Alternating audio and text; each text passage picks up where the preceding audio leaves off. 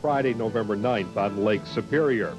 By Sunday, Black Sunday, it engulfed all the Great Lakes, save Ontario, which somehow missed the death and destruction of the King of Storms. Storm flags had been hoisted, but few ships paid any attention to them. Steel freighters had been on the lakes for over 3 decades, and they seemed virtually unsinkable. No one at the launching of the 550-foot freighter Carruthers could imagine that wind would do her in. Mother Nature was about to prove everyone wrong. This is where it first became apparent that, indeed, a tragedy had occurred on the Great Lakes. From the Port Huron Light-Saving Station, something was spotted out on the lake. They dispatched the tug Sparta, and 7 miles out, they found the overturned hull of a mystery ship. Lake Huron had taken the brunt of the storm, and the photographs of the overturned hull quickly became a symbol of Mother Nature's fury on the lakes.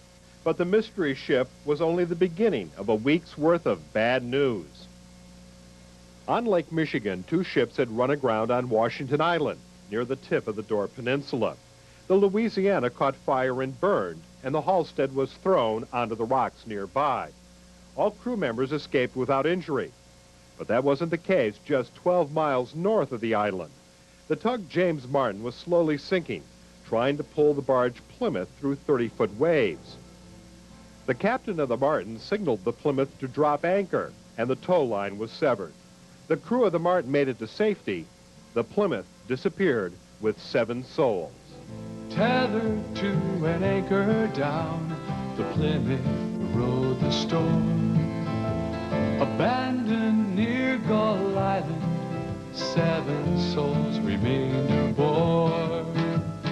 40 hours she was raked by gale and towering wave. A once proud craft no longer sails, but now remains a grave. Tethered to an anchor down, the Plymouth. Coming up, the mystery of the mystery ship is solved, and the story of wheelsman Ed Kanaby, who disobeyed orders and saved his shipmates. Oh, what a blizzard. Red and black storm flags apparently meant nothing to Captain James Owens of the steamer Henry B. Smith. Frozen rail cars at Marquette's ore docks had already delayed his departure, and he was bound and determined to get out of Marquette even before his hatches were all secured. His haste only allowed him an hour in the storm. The Smith and all her crew disappeared only a few miles from port. Superior's fury also took the steamer Leafield and her crew near Port William. 9 other ships were beached and severely damaged, including the William Nottingham. 3 men died trying to get help on shore near Whitefish Bay. Meanwhile, marine experts were feuding over the identity of the mystery ship and how a steel freighter could somehow turn turtle. Diver William Baker finally unlocked the secret when he descended beneath the waves and clearly read Charles S. Price. That ship was last seen north of Sand Beach by the steamship H.B. Hawgood. In the pilot house was wheelsman Ed Kanaby. I looked up ahead. Here comes a boat. Oh, that crazy man.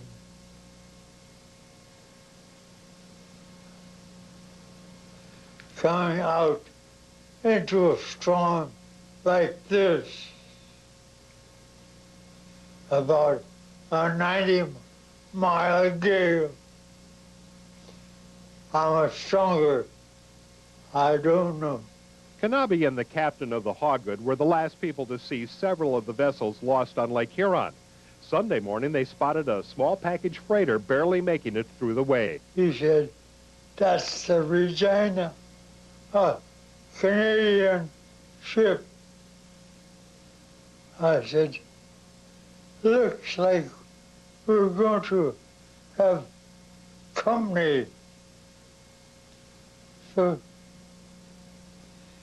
the wind was quite strong, and every few minutes there'd be a gust of wind come up stronger than the one before. Kanaby was right. The gale increased to 60 miles an hour and held steady for over 16 hours straight. It was too much for the Regina, a ship that was built strong enough to withstand the fury of the open ocean. I looked to the east, and I didn't see that little boat anymore. It must have tipped over and sank.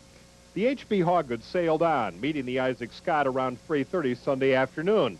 It wasn't long after the Scott flipped and sank with a load of coal and 28 lives.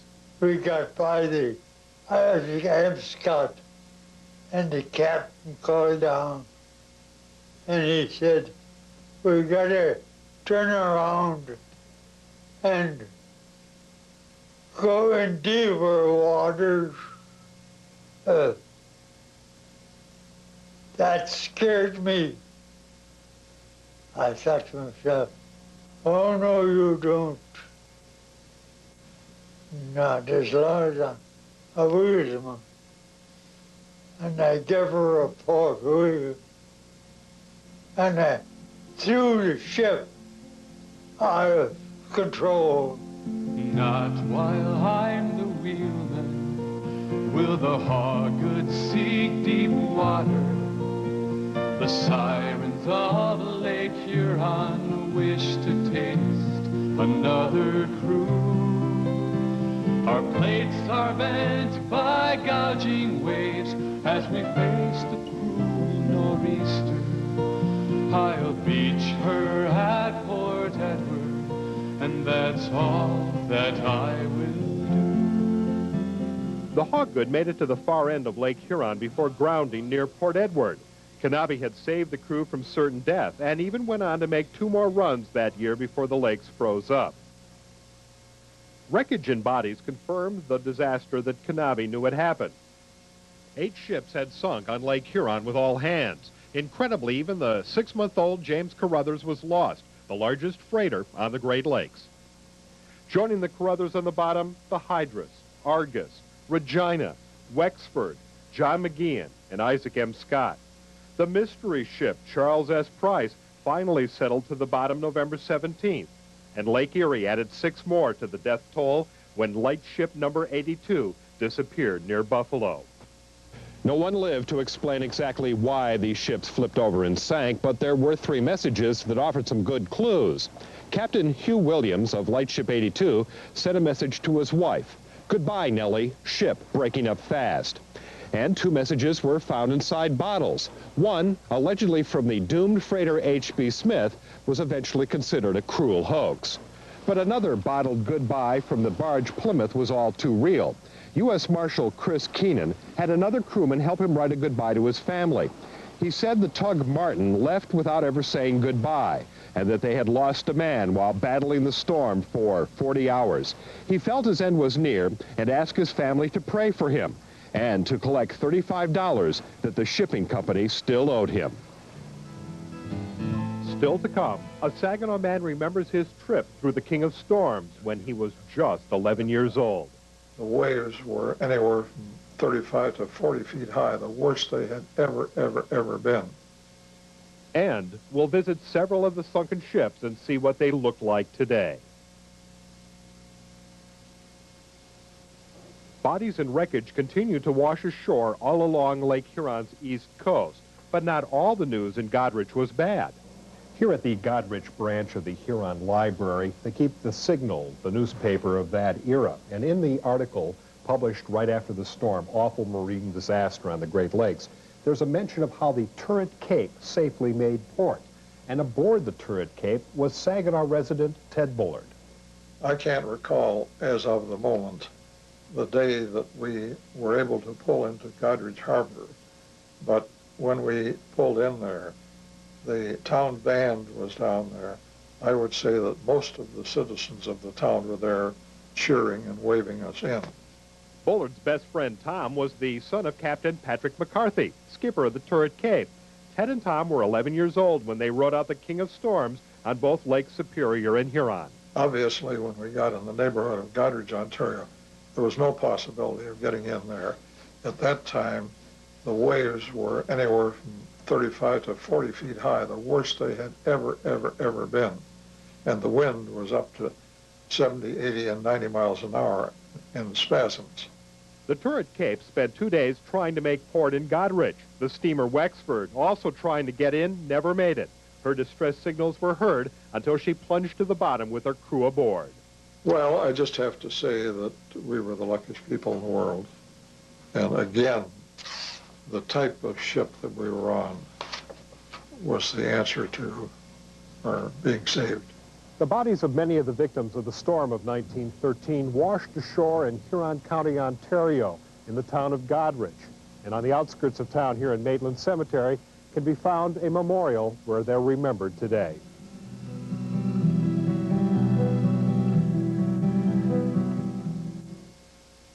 Next, Rick Mixter will visit 3 of the known wrecks, and we'll find out if a future storm could ever claim as many lives.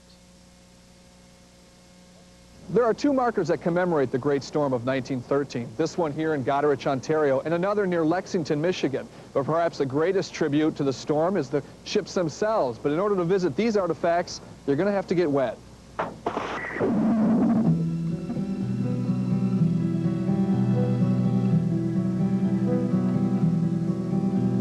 shadow passes over here, a freighter sails above. But the Price won't pipe a greeting, she can never make a sound. Resting on Lake Huron's floor, she cannot sail again. And only divers visit her, and all her missing men.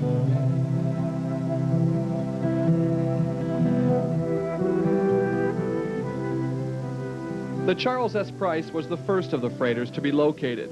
Divers spent a full summer trying to salvage the ship in 1916, but it was determined that little remained worth saving. So the ship was released back to the bottom of Lake Huron. Upside down in some 60 feet of water, the Price is quickly deteriorating, and extreme caution is advised if you plan on venturing inside. There's nothing to see anyways. Its coal cargo spilled out before she sank, and there's not much to see beyond her huge propeller. Artifacts from the Price, including parts of her cargo, are on display at Port Huron's museum. Also in the collection is the letter S from the Charles S. Price, her middle initial. All of the lettering that once titled her name is missing, so the Charles S. Price is once again the mystery ship.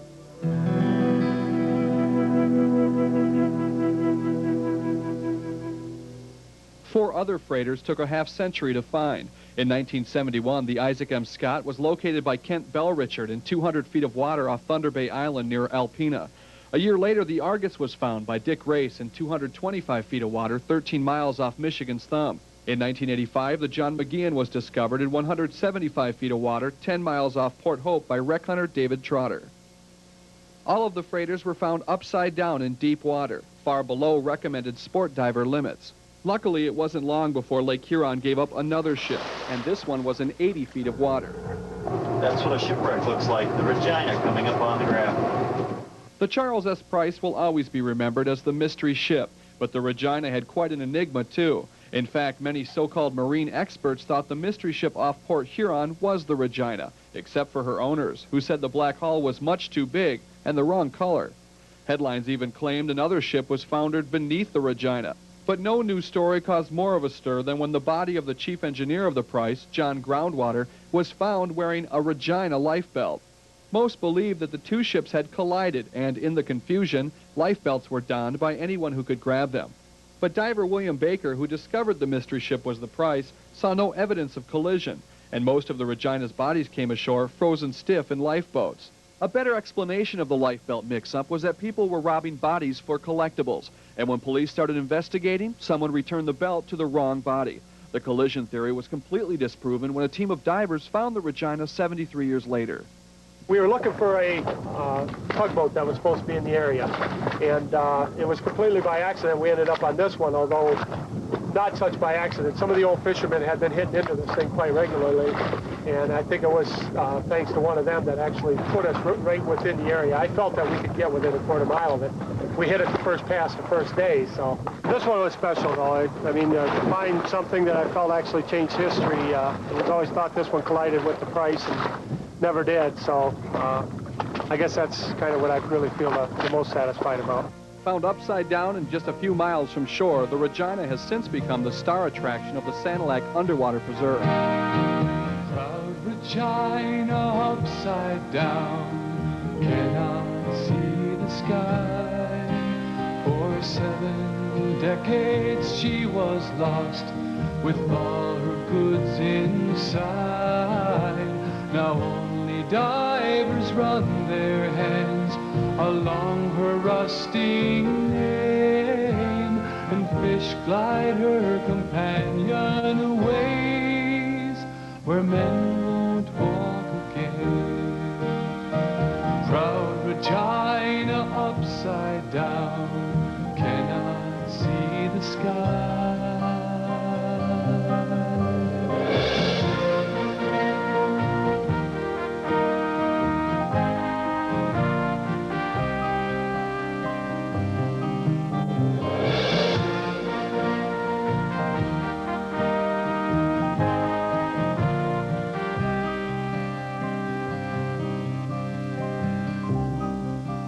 Much of the ship was salvaged and sold as artifacts by Freedom Marine, but now it's protected by federal law, with strict penalties for any diver who steals items from the wreck. Diving inside the Regina should only be attempted by experienced divers. It's a dangerous adventure for divers who crawl into the cargo hold and into the engine room. Wreck diving is a specialized form of diving, and you should have the proper training and equipment to do it. A line reel is a must for things like this. Training-wise, you do get silt outs. A lot of people panic during it. Silt out just is what it says. All of a sudden, your visibility goes down to nothing. And usually, if you can just wait a few moments, your visibility will come back. Or, again, as long as you've got a line reel on you, and every person should have a line reel, you can follow the line reel back out to where you can see again.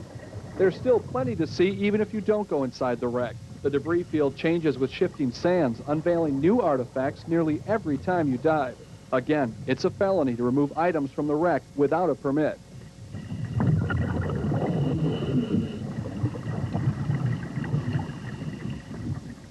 Lake Huron's collection of 1913 ships is unmatched by any other of the Great Lakes, but a close second might be an area that the Indians called Death's Door, on a large island off the tip of Wisconsin's Door Peninsula.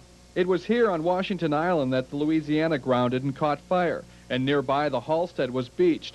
Both crews made it safely to shore, but only after a long 5-mile walk through the snow to the nearest farmhouse. The Halstead was fixed and released, but the Louisiana was a total loss. Today, only the hull remains. This is an extremely shallow wreck, under 10 feet in most areas, but that allows divers to spend up to an hour looking around, and there's still quite a bit to see. Fish are everywhere, and the wreck still contains engine parts and other machinery. A survey was made of the wreck only a few years ago, but yet another storm has damaged the Louisiana further. Her bow now rests above water, on the beach about 100 yards from the wreck.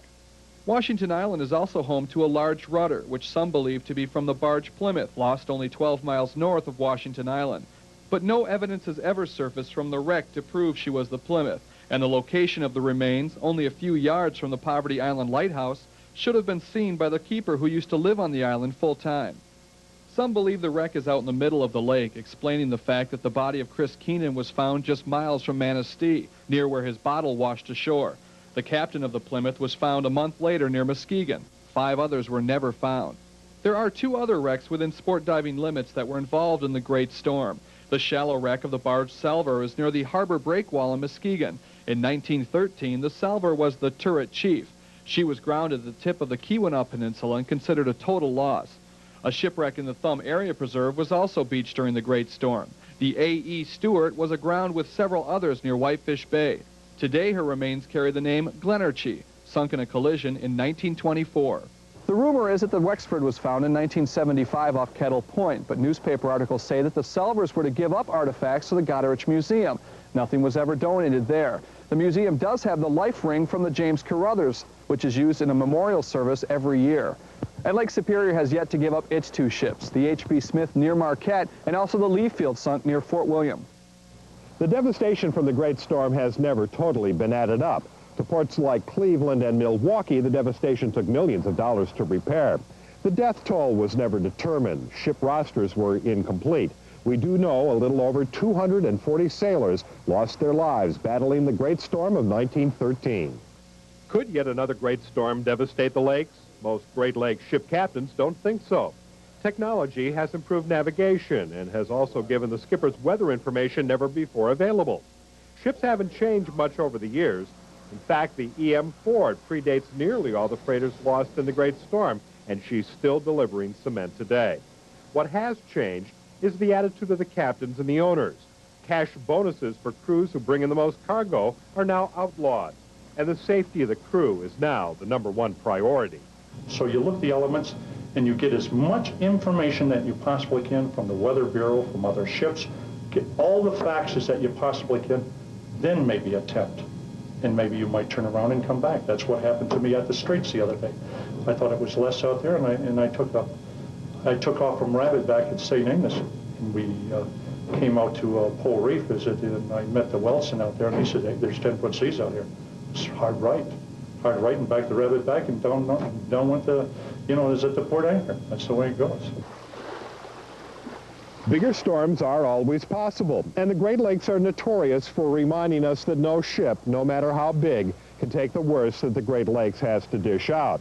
But communications are improved, and so is weather forecasting, and it's unlikely that ever again 12 ships will vanish without a trace like they did that Black Sunday, 1913.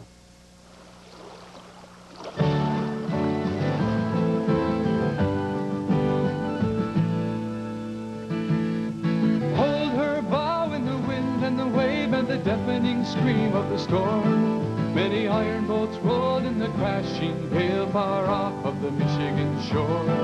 Oh, the weary men held fast to the rail through the worst storm ever seen. Many ships were lost by the hurricane winds in the gale of 1913. Near 40 ships, over 200 men sailed the lakes when the storm began. They fought the winds and the mountain waves, but never came home again. These good ships torn by the claws of the storm, and the white foam smothered the crew, and the wreckage washed on the shores of the lakes when the deadly gale was through. The wind and the wave and the deafening scream of the storm. Many iron boats rolled in the crashing gale far off of the Michigan shore. Oh, the weary... It's called the storm the history forgot. The Great Storm of November 1913 devastated the Great Lakes, sinking a dozen ships, killing sailors on board. In the last few weeks, TV5 has been showcasing the Great Storm with a documentary. And as News 5's Rick Mixter reports, it wasn't easy recreating the scenes for the King of Storms. It's no secret that diving the ships that sank in the Great Storm was probably the best part of making the series, but it was actually fun all the way through it. The hardest part of the task was probably the 2 years it took to research the King of Storms. But not all of the research was underwater. In fact, countless hours were spent in libraries looking through 80-year-old newspapers that chronicled the storm. And after visits to Marquette, Muskegon, Menominee, Bay City, Saginaw, Vermilion, Ohio, Dawson Museum in Detroit, and Port Huron's museum, we had a good idea of what happened. Incredibly, 2 eyewitnesses to the storm lived nearby. Ed Kanaby was the wheelsman on the H.B. Hawgood, a ship that was the last crew to see several of the missing ships. And Ted Bullard told us about his adventure on the Turret Cape when he was just 11 years old. A visit to Wisconsin's Washington Island finished the research when I recorded a whole series of pictures on the Louisiana and Halstead during the Great Storm. But no pictures could equal the artwork of St. Clair artist Jim Clary, who spent years researching and recreating the Great Storm in a series of paintings. His research and artwork has become a bestseller, Ladies of the Lakes 2. Film archives of the storm and the ships involved simply don't exist. But there are ships that still sail that were built even before 1913. The E.M. Ford was built nearly 20 years before the storm, but it's been updated and wouldn't work to represent the ships lost in the Great Storm. I knew we'd have to build a ship that would. It took just over 3 days for Dan Mixter and Jack Service to carve an 8-inch square post into a steamship. It took shape quickly, and after a few coats of paint, it was ready to take on Saginaw Bay. We hope. We need some appropriate music. Like a jewel. Appropriate theme music was already well underway. Lyricist David Norris had watched underwater footage and interviews from the storm and quickly penned 5 songs for singer-guitarist Dan Hall. They had melodies in less than a week and were ready for recording at Atlanta studios near Flint. Adding their talents to the project were flutist Amy Anderson-Savage, pianist Pat Cronley, and producer Mike Matthews. Producer-musician Ian Richards also added his music touch to complete the project. I'll beach her at Port Edward, and that's all that I will do. Meanwhile, the gales of November came early in Goderich, Canada, and host Eric Gila and I captured some amazing wave action crashing into the harbor. All of the pieces of the 1913 puzzle were now in the box, and it was time to put everything together with director Kevin Leitz and tape operator Gary J. Both worked magic in the studio using digital effects to recreate scenes that may have occurred during the storm. Normally, a project like this would take months. We did it in less than a week, with a budget that would barely cover coffee expenses in Hollywood. It was quite an adventure all along, and well worth it to tell a story that had almost been forgotten. The 1913 storm happened 80 years ago this month. This is Rick Mixter, News 5. The Great Storm will also air again on TV5 Saturday, November 27th at 3:30 in the afternoon. Great show. Thanks. And in the morning, it'll be... He's not in the talkative mood. Tell him about the storm. Yes. Okay. On the lake. All right. Well, he knows. Okay, Mom. Yeah. Quiet. Let him think a minute and hear him start. Sure. Then you can't shut him up.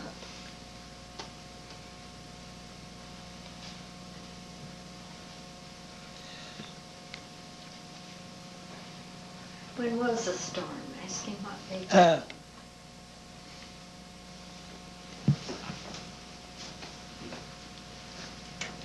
Tell the date of the storm. On a Sunday morning.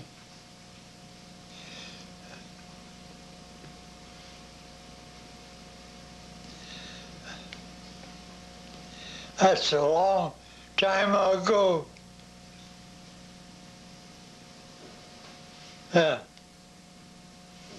Coming through Port Huron.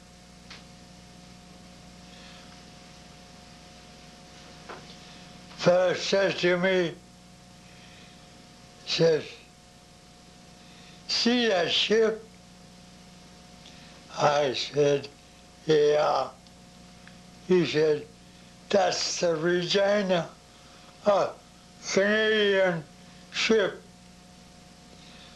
I said, looks like we're going to have company. So the wind was quite strong, and every few minutes there'd be a gust of wind come up stronger than the one before.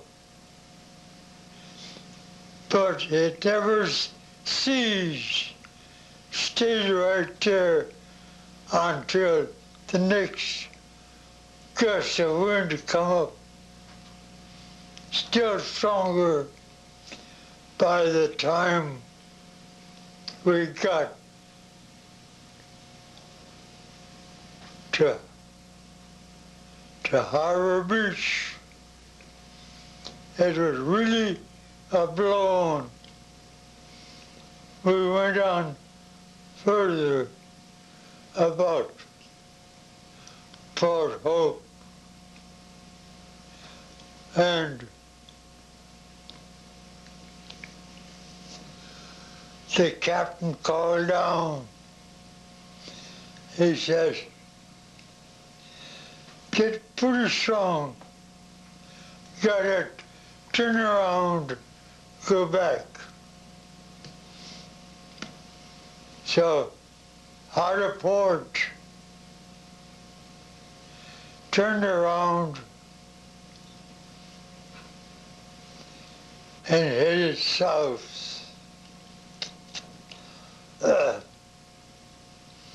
On the way up, looked to the east, and there was another little boat there.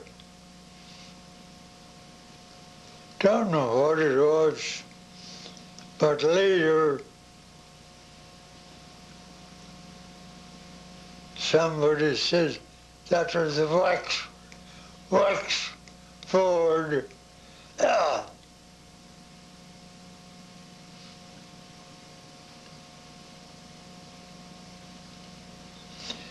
We went on north, and the seas out of Saginaw Bay looked like mountains. Oh, them seas was strong.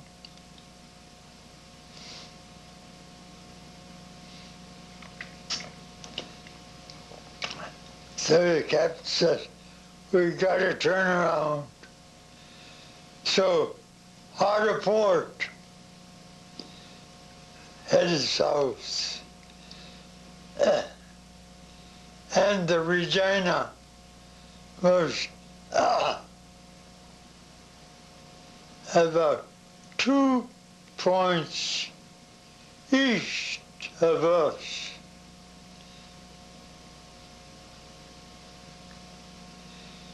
And about 3 miles ahead.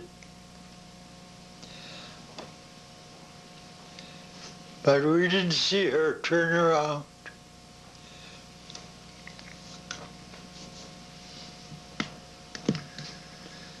She must have, because them seas are really high and strong. And I think she tried to turn her around and tipped over and floated towards Port St. Lake.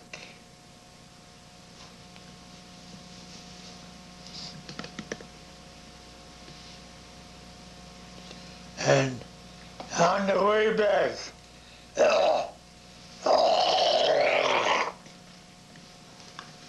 going south, I looked to the east and I didn't see that little boat anymore. It must have tipped over and sank. I think it is headed for Godrich, but it never got there.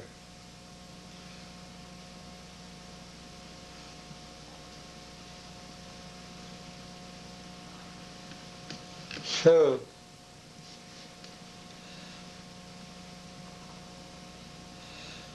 about White Rock, it started to snow. And oh, how it snowed. What a blizzard. Couldn't see nothing.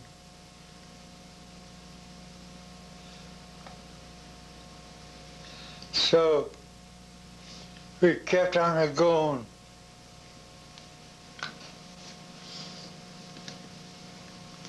And I looked up ahead.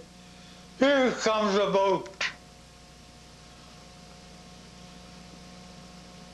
Oh, that crazy man.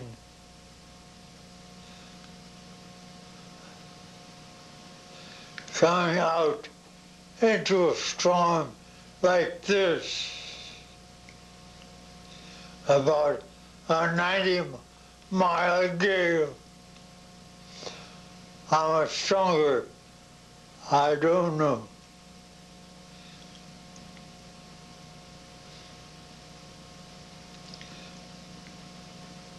But we wait until we passed the other boat. See what boat was. That was the Charles S. Price. Loaded. He got by pretty soon. And I looked up ahead again. Here comes another one. I said, oh, that crazy man coming into a storm like this. Which one is that? That was the Isaac